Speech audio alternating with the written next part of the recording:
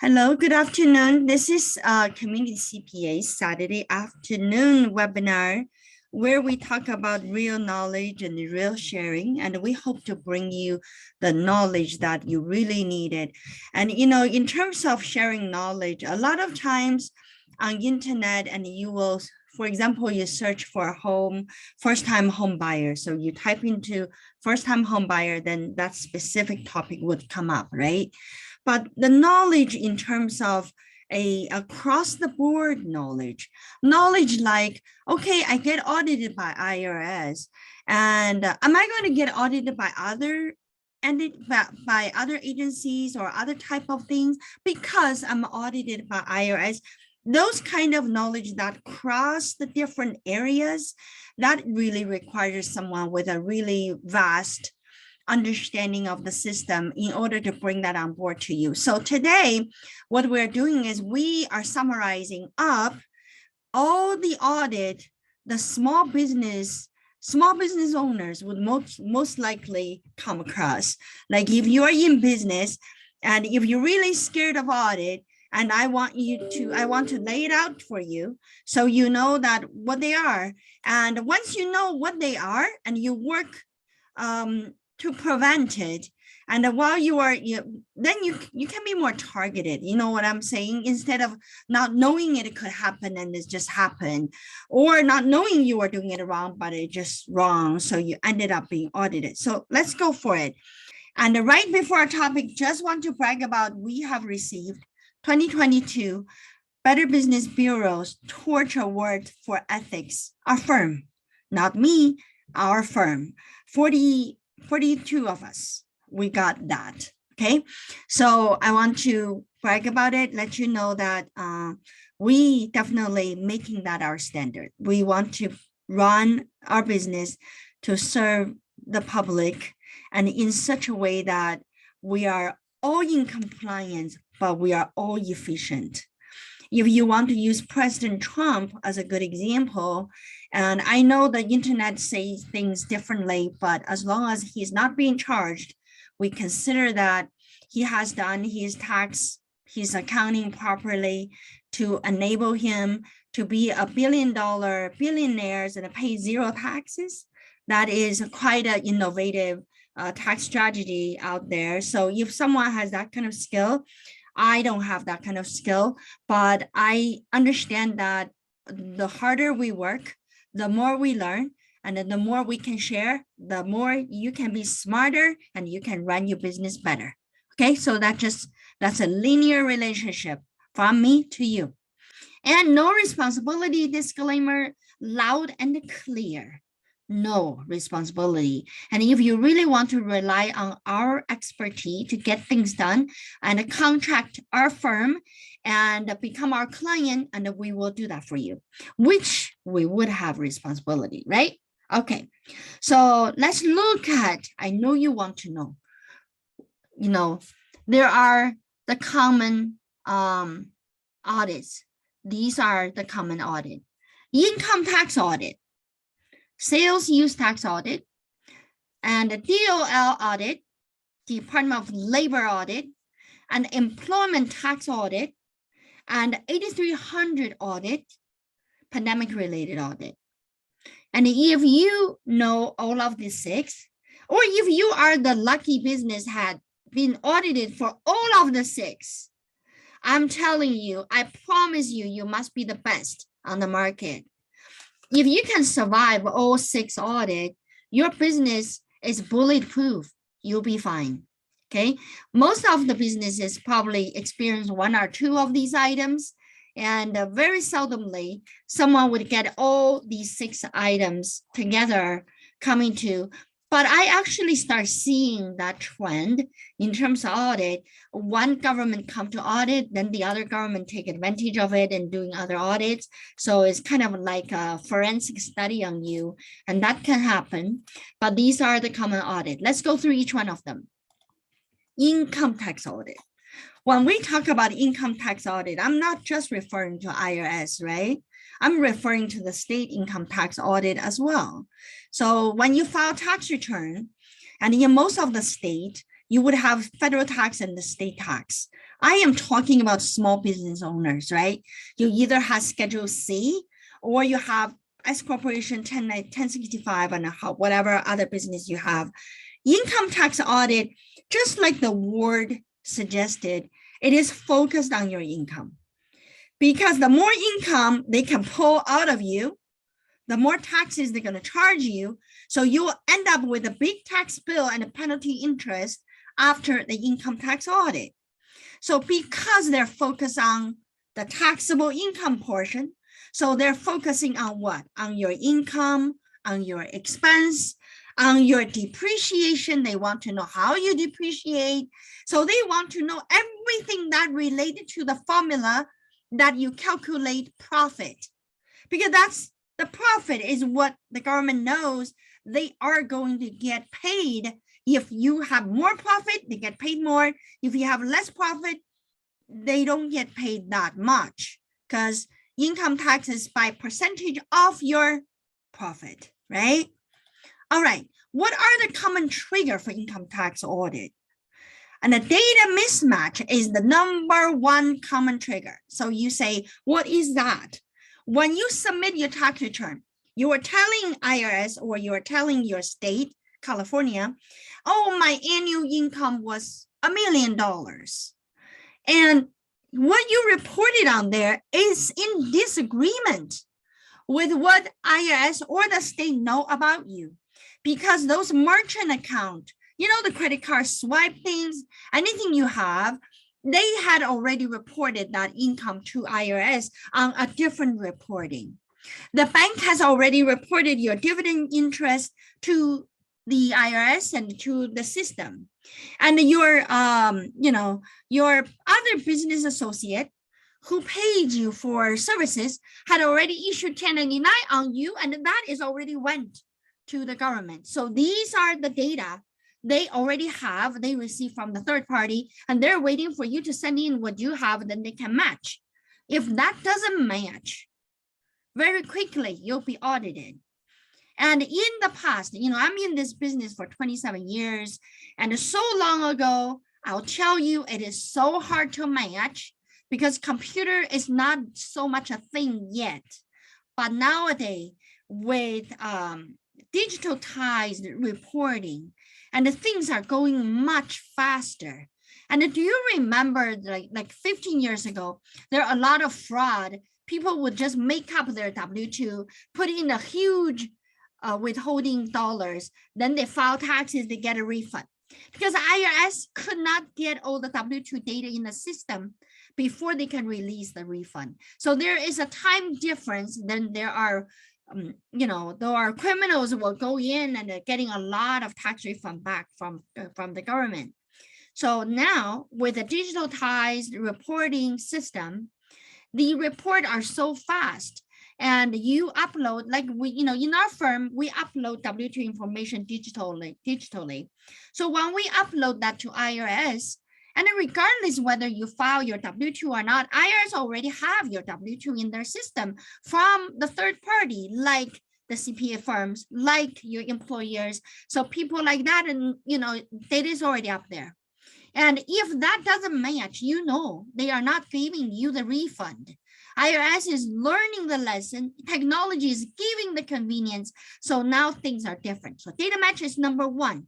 And that's why in our firm, we have a service called data match, because we match the data before you submit your taxes to prevent that biggest trigger on income tax audit. All right. And the data deviation score is also a thing. Big data. Those right nowadays, the people who are graduating from college for statistical degree, and they all work for some sort of research institutions doing this big data search, right? There are also jobs called the data analysis. Such a job doesn't even exist 20 years ago, but now it's become a big thing. Why? Because they study the data deviations. For example, IRS would use the NAICS code to figure out, okay, these are the people who does grocery store business. And they also use your address. They know, okay, these people are in the West Coast.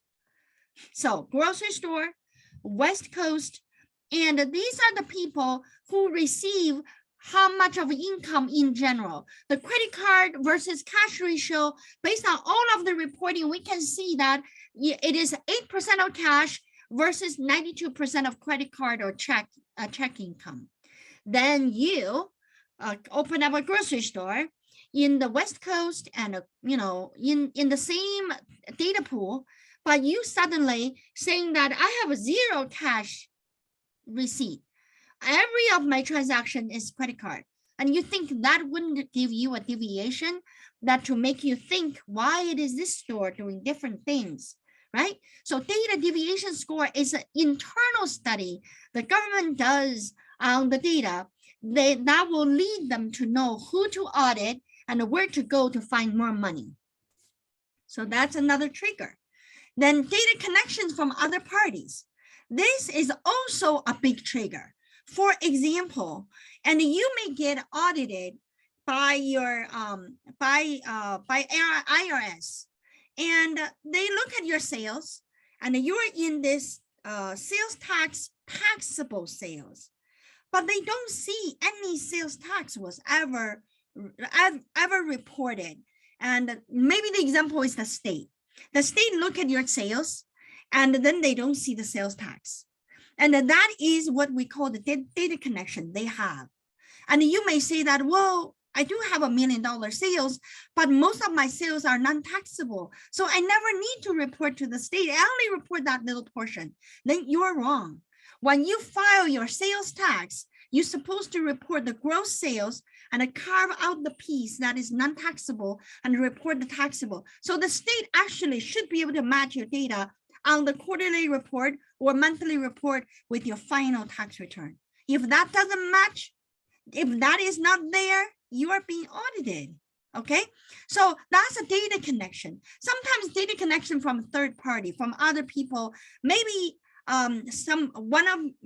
one of your friends get audited, and on his tax return, he's like giving you a 1099 for $1 million. And IRS is curious, or the state is curious, want to know whether you reported $1 million on your tax return. So with that connection, you get audited because they realize that you didn't report that $1 million 1099. All right. So of course, all of the audit has a one good reason to be done is because someone reported you. And you can never manage the whistleblowers, right? You can never manage people who are seeing you as their competition. They report you to the government, saying that you're doing wrong thing. They're making up stories on you, so you get unlucky. But those are triggers. Those are the triggers giving you more reasons to do it right, do it properly, then you can sleep properly, right?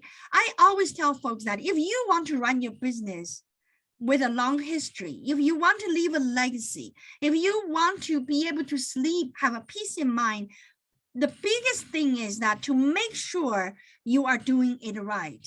I am not saying that doing it right means pay more taxes to IRS. It's totally not equal. Doing it right may mean that you pay even less taxes than what you are paying right now. You think you're cutting off here and there, you're paying less taxes, and you felt like you're winning something. No, you're actually probably paying more. I will tell you that in my 20-some years practice, people who are doing shortcut, they're always paying more taxes. They think they got a win, but they are actually lost. If IRS don't come back to them, they lost forever. If IRS come back to them, they start to going back and redo their accounting, redo their taxes. Then they suddenly realize, oh, I really should have paid less. I have been paying all these things more. Yes, that happens a lot to small business, okay? So now common trigger. What is the best way to avoid that? Generally speaking, there's no way, right? There's no way to prevent someone not being audited because audit is a measure of the government to keep citizens in check. So we need to walking on our toes and to know that we're doing it right. And it is just compliance. Otherwise, you know, if there's no audit, can you imagine some fosters, what they're gonna do?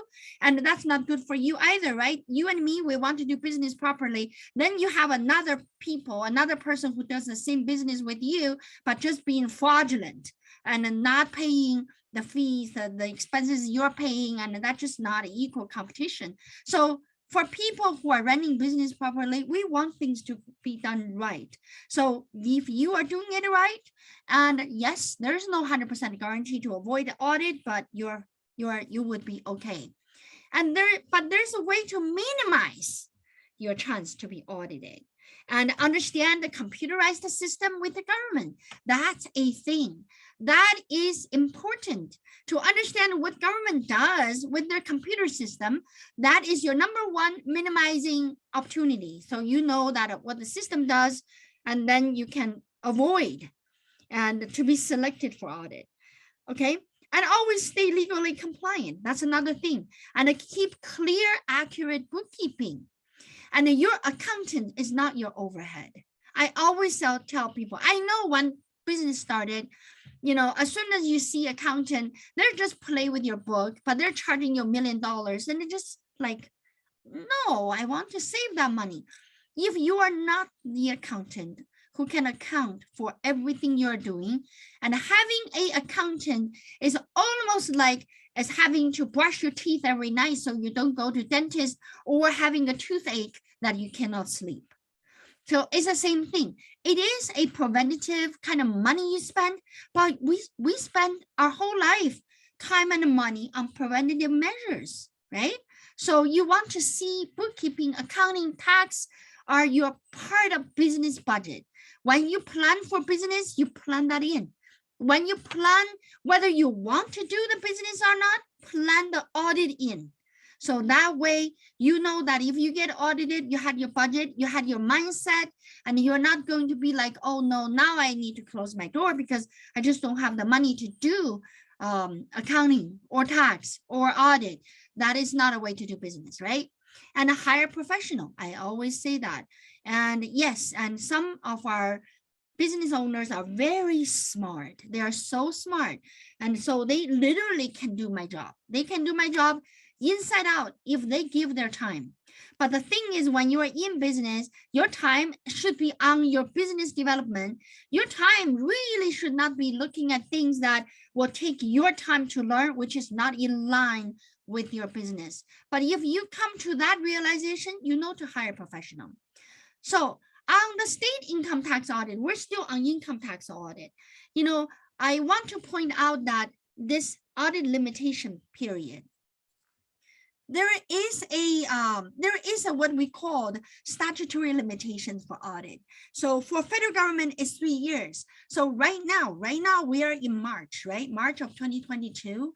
That 2018 tax return will very soon be not available to be audited. So if you are if you're sitting in my chair, you will realize that we have clients are coming in right now and you know, bringing their audit paper that is auditing for 2018. Why? Because if past April 18 of 2022, they can't do that anymore. They can't audit 2018 anymore. So the federal government has a 3-year limitation, and every state is different, okay?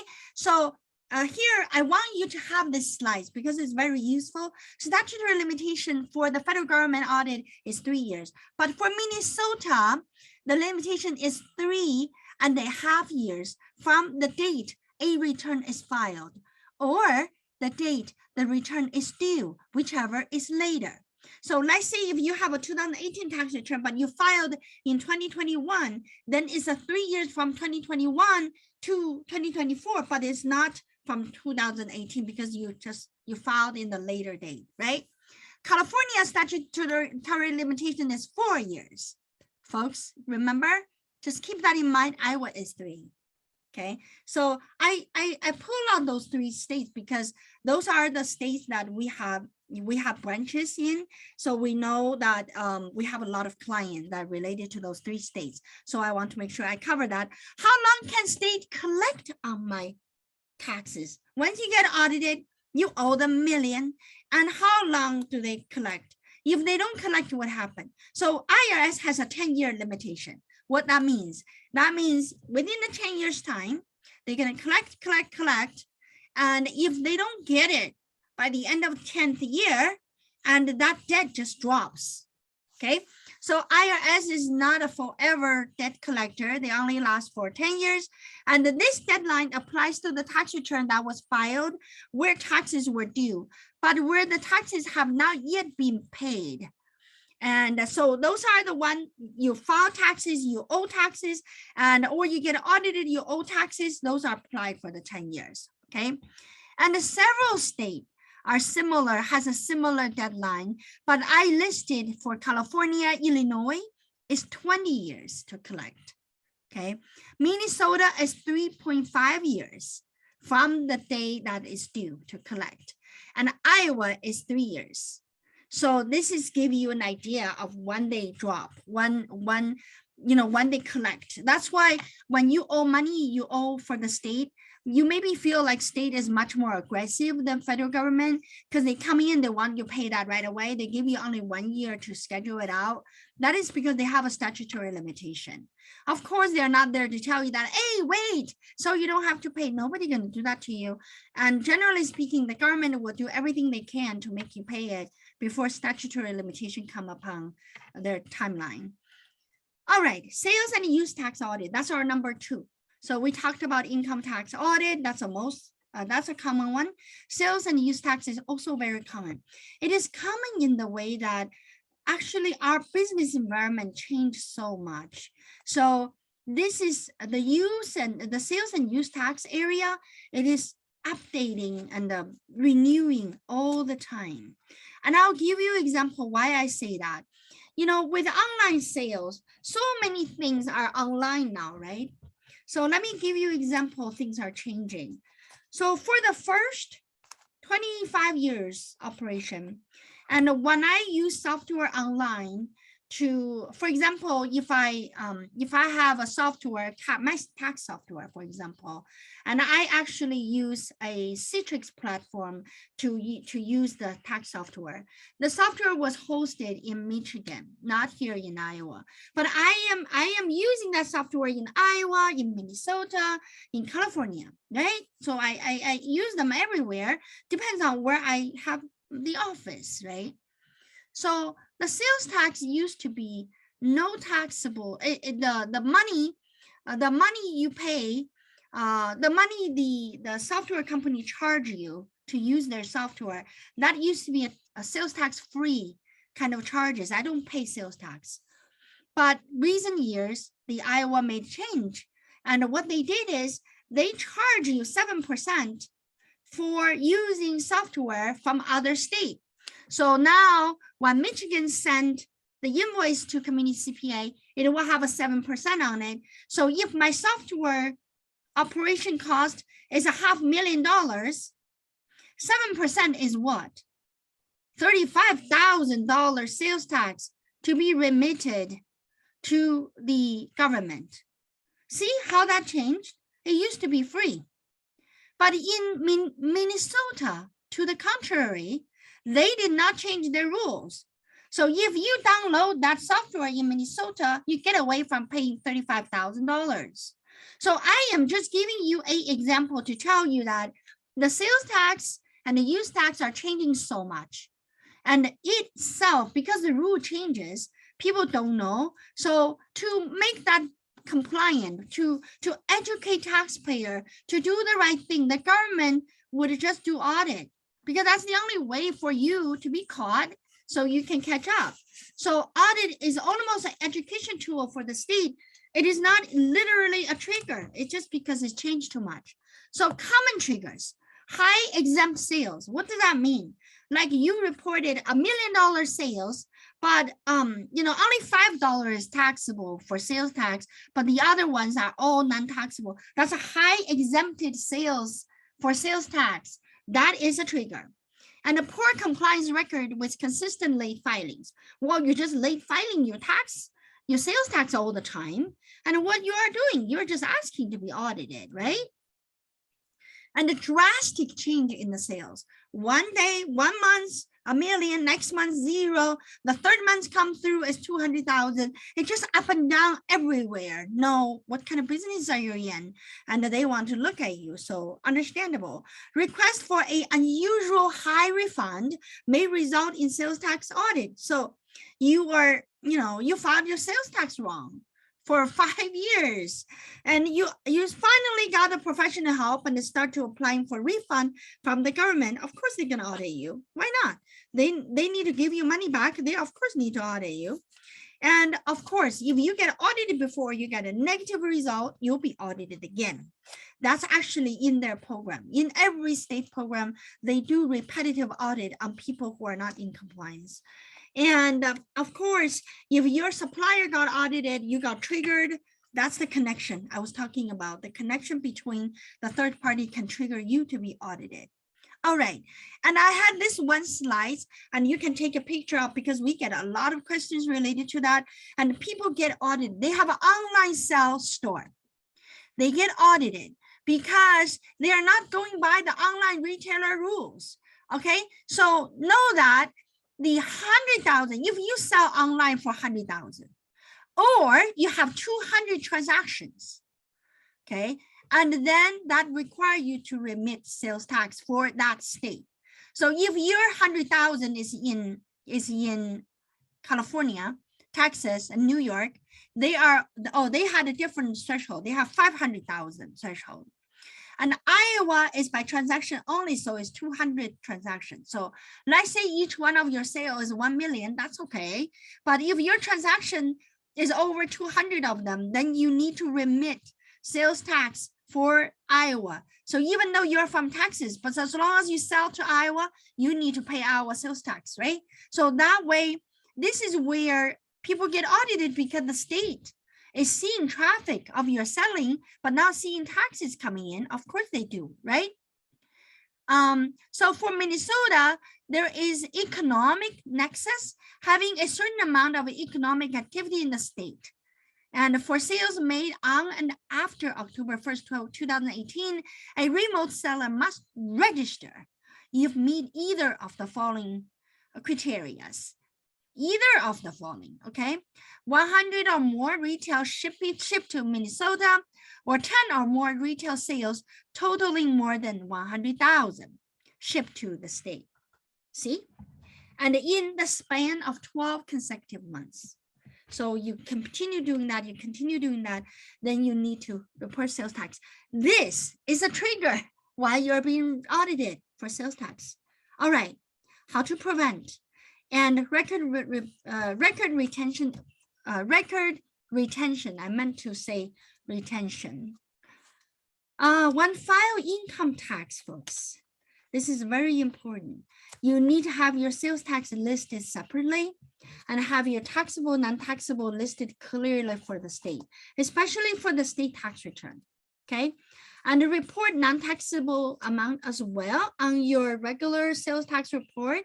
So that way we'll establish the correct gross sales for you. And you don't make the state sitting there wondering, oh, gross sales is so high, but sales tax is even less than 0.7%, not 7%, it's 0.7%. Of course you're gonna be audited. All right, so that's sales tax. So what did we cover? Income tax and the sales tax. Now let's go for the third one. The Federal Department of Labor audit. Okay, this is a very common audit. It is auditing for low wage industries to make sure that the low wage industries are going by the wage and hour divisions regulations. So if you have a violation there, and they penalize you. If they assess you to underpay the workers for $50,000, they have a liquidated damage, this thing called, and it will double that amount. So you pay $100,000. And it is not unheard of for people to owe $1 million. Did you hear me say that? It's not unheard of. And I have seen those reports. Of course, with $1 million on the stake, and some serious legal battle will come in. And I have not seen anybody paid $1 million, but that doesn't mean the DOL don't know how to write $1 million check. I mean, write $1 million invoice to you, say you owe me, okay? Now, and most of these DOL wage complaints are coming from employees that you have. So it's reported by your employee or with similar industries, and then DOLs is doing area cleansing, so you will be audited.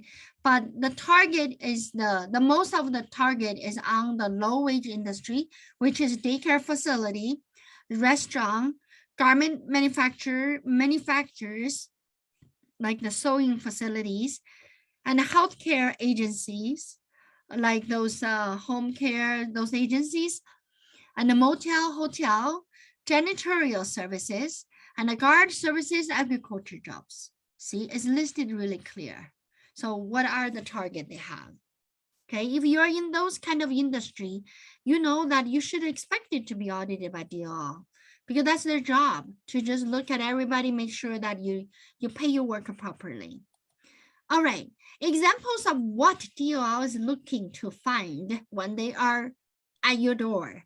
They want to find whether you failed to maintain records of overtime payment to non-exempt employees. And in this low wage industries, and my recommendation in general is that you should not have salaried employees and just make everybody hourly.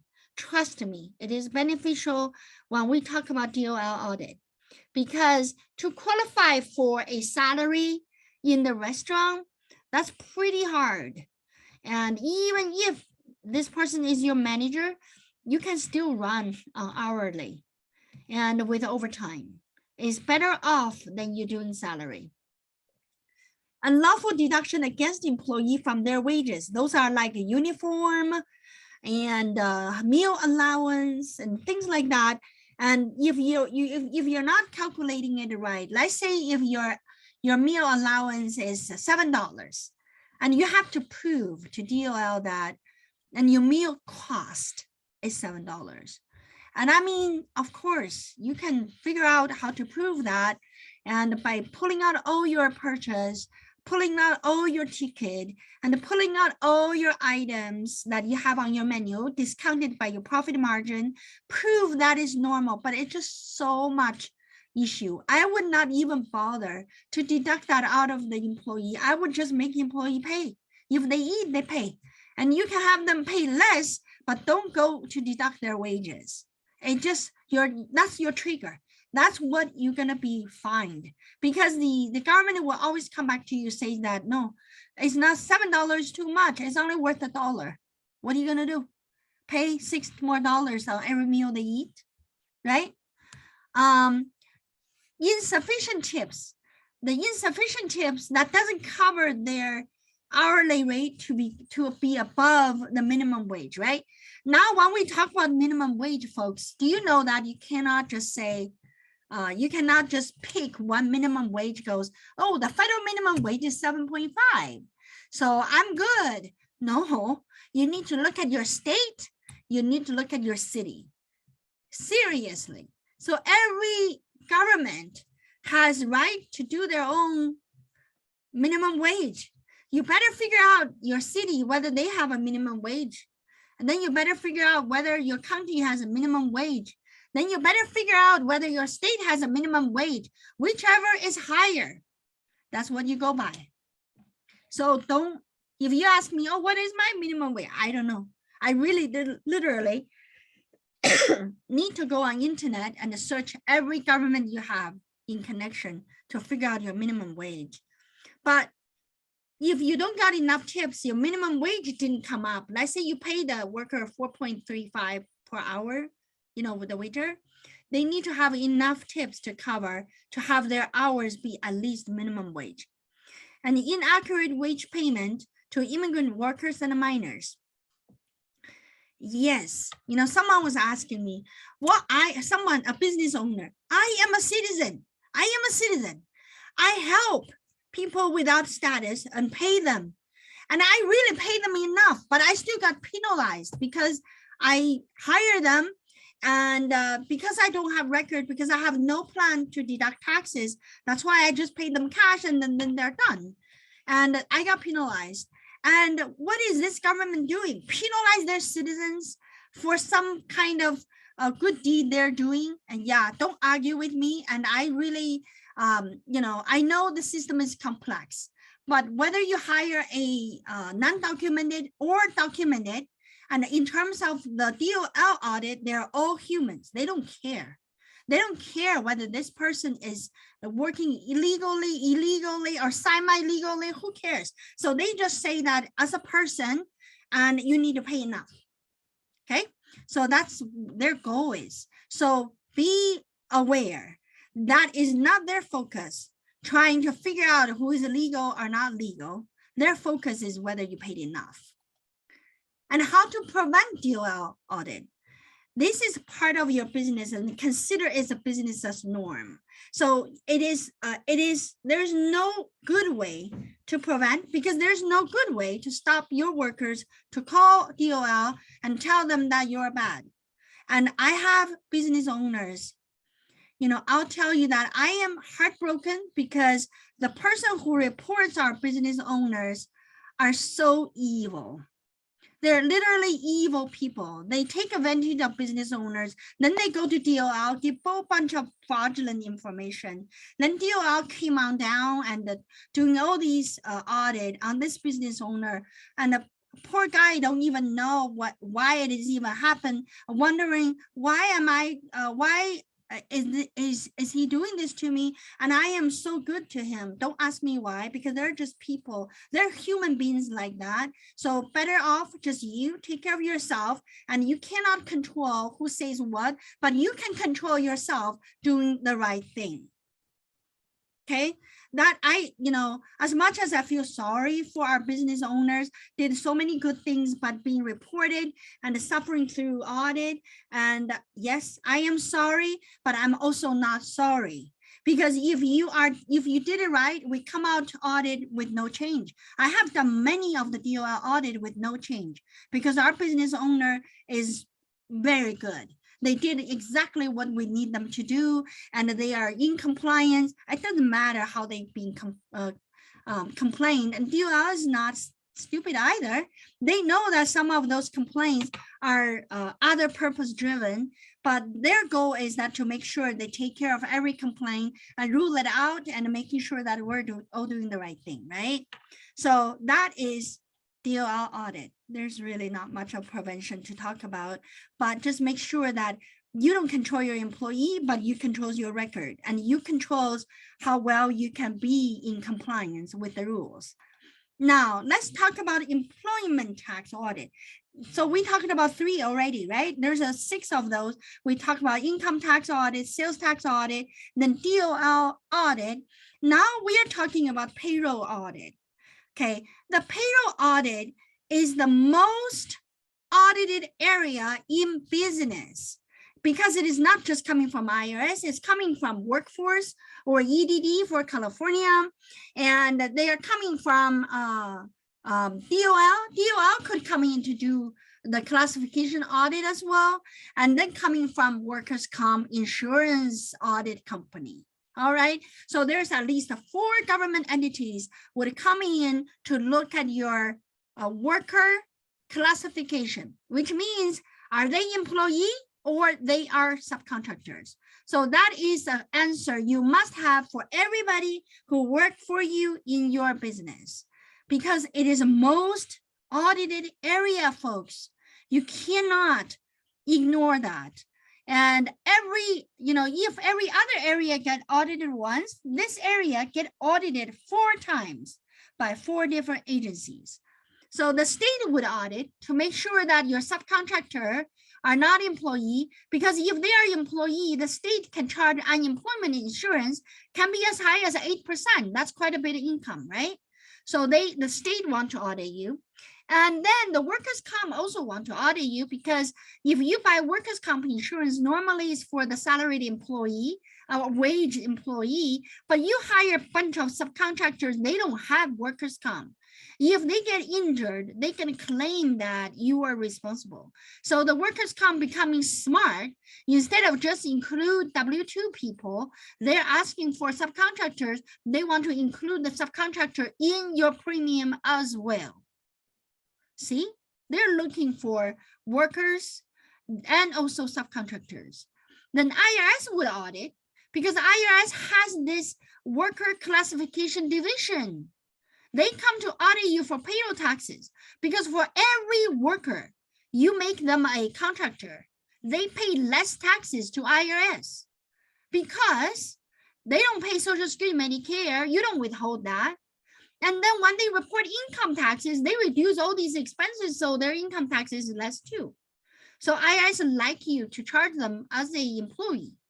So you pay more taxes as employer, and your employee pay more taxes. It is all good for IRS. So they like to audit you. DOL. DOL audit for low wages, right? We were talking about low wages compliance on the hour and the wage division, but the DOL can also audit you for workers and the subcontractor classification. If they are subcontractor with you, but supposed to be a worker, DOL can pull them in as an employee and have you make up all these lost taxes that you didn't pay. All right, so now you understand employee payroll tax is the most audited area in your business. So if you decided to start opening up, hire employees or getting contractors, you know you're stepping into this area where you can be audited very easily, quickly, massively. Okay, now IRS and the workforce audit. Okay, IRS and the workforce, this workforce is the state, right? They are classification audit for employee versus contractor. Okay, and in your business, and you need to make sure that you classify your people properly. Not everyone, you know, the reality is sometimes you don't know. You're like, oh, I don't know. This is a contractor or this is an employee. But whenever you are in doubt, let's say you don't know, you can rely on professionals' input. So obviously you can go to Community CPA to ask for opinions. Then we will give that to you. In our experience, with our study, with what we know, we tell you. But you can also fill up a form called SS8. Actually, this one is right here. So the form SS8, determination of worker status for purpose of federal employment tax and income tax withholding. This is a form. You can ask IRS to do it for you. If IRS said that this is subcontractor, and the workforce came around and goes, this is not subcontractor, you can give the determination letter to workforce, to your state. Hopefully your state would respect the federal decision, but it's not guaranteed. The state can operate any way they want it, and they don't have to rely what the federal government is doing, okay? So, and most common trigger for the payroll audit is still a disgruntled worker, your people who work for you, okay? And so I had an example here. The worker may have been very happy to have a flexible schedule and not have tax withheld from his check, but if he runs into problem paying her self-employment tax, he may complain to IRS. So basically what I'm saying here is that you got someone saying, I work for you. Can you pay me $20,000? Don't withhold anything. Just give that check to me. And you liked this worker and said, okay, I'll just treat you as a subcontractor. I'll give that to you. And she take the check and, you send in 1099. And when she filed her tax return and she suddenly faced $6,000 self-employment tax, she didn't like it. She's like, I shouldn't be paying for that. And this is wrong. And I'll just tell IRS that I shouldn't be paying for that. That amount should be paid by my employer. And then she can give input to IRS that this should be W-2. Okay, then I will be a lot better. Yes, she'll be a lot better. If it is W-2, she saved that $6,000 right away. All right. So people not necessarily realize what they want. So when you did what they're asking, if they're not knowing exactly what they want, they can come back to bite you for the same reason. Okay. And, for generally speaking, the IRS would determine whether it is employee or it is a contractor, and based on 20-factor test they have for the IRS auditors, for the IRS people.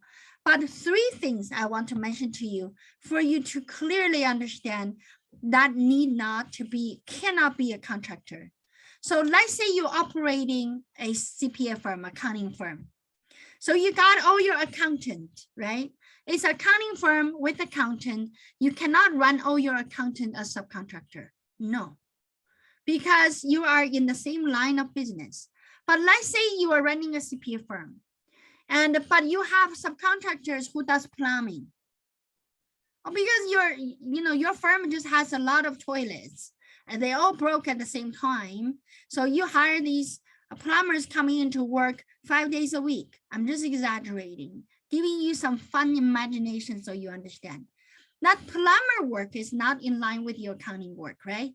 So those people can be a subcontractor. That will be a legitimate subcontractor.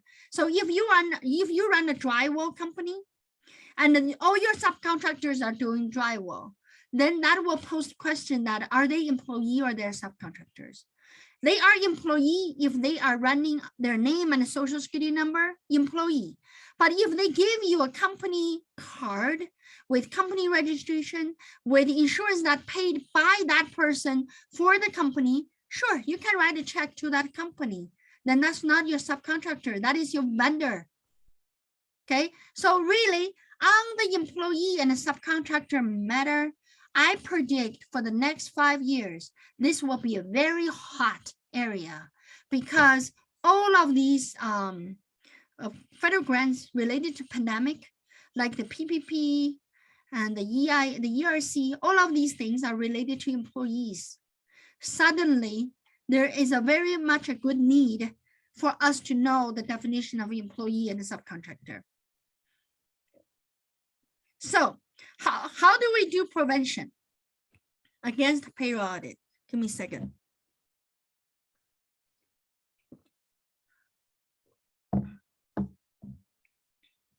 So what I am saying here is that for all small businesses, folks, someone should be working as employee.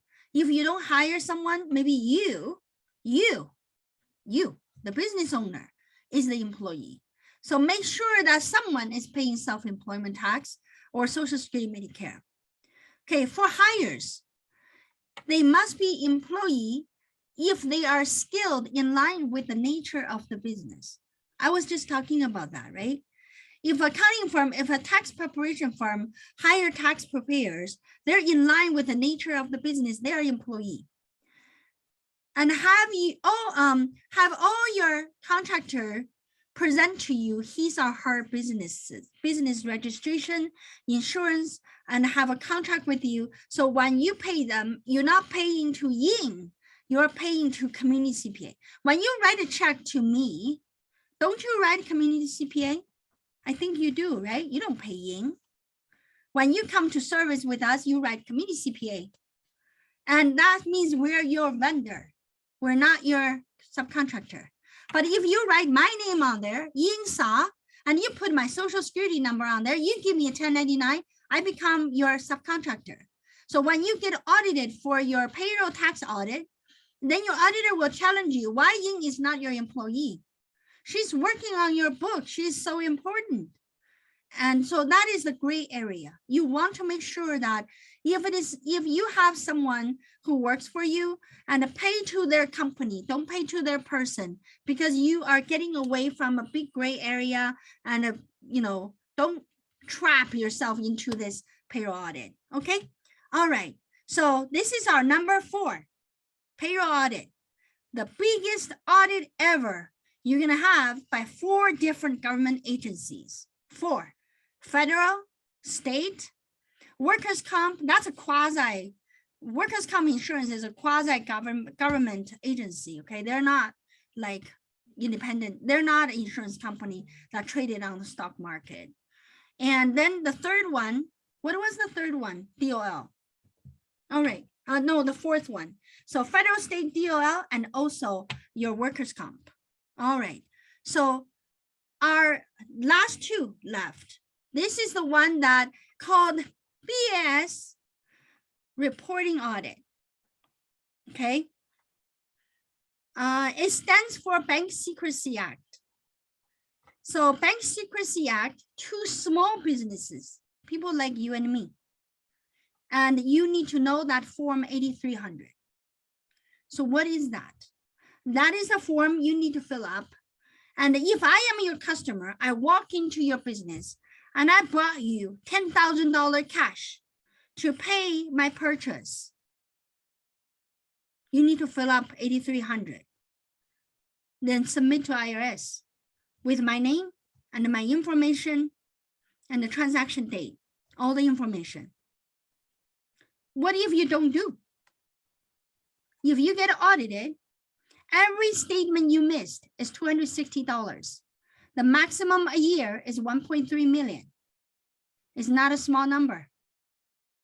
So this is actually a most frequent audit on the list since 9/11. And this has been put in place. A lot of people, if you don't handle so much cash, like Community CPA, we don't have cash. So really, we don't really ever do this form 8300. But if you are in a larger retail place, like a car dealership, a lot of times there will be people pay 10,000 cash and then the rest of it is whatever, right? That 10,000 is already reported. And you think it wasn't, you don't think it was done, they already did it for you. All right. So anytime small business owners, when we deal with $10,000 cash from one buyer, you must fill in form 8300 or you will be audited. How did they know to audit you? Very simple. Because when you deposit that 10,000 into the bank, do you know what bank did?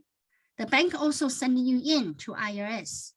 So the IRS see you're getting cash all the time, but they don't see you have 8300. But of course, some of the businesses, they're getting cash. So for example, grocery stores, when they deposit 10,000, but that is coming from millions small buyers. So in that case, of course, you don't do 8300, but the bank will do it for you. But you are in grocery store business, so the IRS knows that that's normal. But if you are in the car dealership business and you only deposit the money to the bank, but you don't fill up 8300 for your customer, then you will be audited. Does that make sense? So this is the one that I want to bring that to your attention because we have seen increasing trends for that audit, but everybody who got this audit notice are surprised. It's like, oh, I didn't know. Why you didn't know? It has been there since 9/11. Okay, so that is another audit. Now, the last one, pandemic. It's almost at the hour, so I need to wrap up. Pandemic-related grant audit. Okay, this is not starting yet, but it will start as soon as all the face masks is off. Right now, we're still kind of in the tail of pandemic, right? But I really think that if we will come out of it in year 2022, we come out of pandemic, we goes into audit season, and PPP and the audit two parts. Eligibility is one part. They want to make sure that your initial application was legit. So eligibility audit, and then they audit you for compliance usage, like how you use the fund. Are you using the fund based on the grant requirement? So for RF, are you getting the RF money and you just put the money and bought a convertible? No, you need to put the money to buy operating side of pay your payables, buy your supplies and things like that, right? For your operation. So those pandemic audit will come in, and that is going to be our number 6 and the most common audit for every small business owners. And to know that, there is no way, and you can control when you're going to be audited, but there is a way for you to do it right, prepare it, and really, even if you face the audit, it is just a matter of putting the documents together and you know that you did the right thing. Everything is proper. Then for that reason, I always consider the clients who are with our firm and are really getting their books in order and are really working on their details. And when we have questions and are really in it and has that mentality of doing it right, that is become so important. Not because I'm here preaching for being a good human. No, I am here preaching the reality, because the computer system in our life will make us more honest than ever, because you can't hide what you are doing in your business. You might as well just do it right. And plus, if you want to bring your business to the next generation, giving it to your kid or have a good name in the community, don't you want to do the right thing? You want to do the right thing. You want to tell your brother, sister to do the right thing so we can really prosper in business. This audit will get rid of those fosters. That is good for you. That is good for me, because we want people who are not abide by the rules to come out of racing, right? Just like Olympics. If they take drugs and doing race, and that's not fair competition. So same thing in business. When we are all in compliance, then we can be fairly competing. Otherwise, there are always going to be people taking advantage of the system, then making you feel like, oh, why do I do that? Not only I have to pay Community CPA money to do it, and I also didn't get as good as this guy who just foster around and getting all the things to his hand. That doesn't last, because the audit is here. The audit is for that reason. So I hope that this talk will make you feel there is a hope to do better, to do it right, and to be better.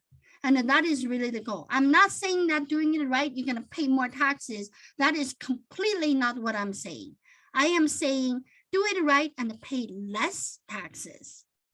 All right, let's conclude. 4 o'clock, and I will see you again. And thank you for being here with me.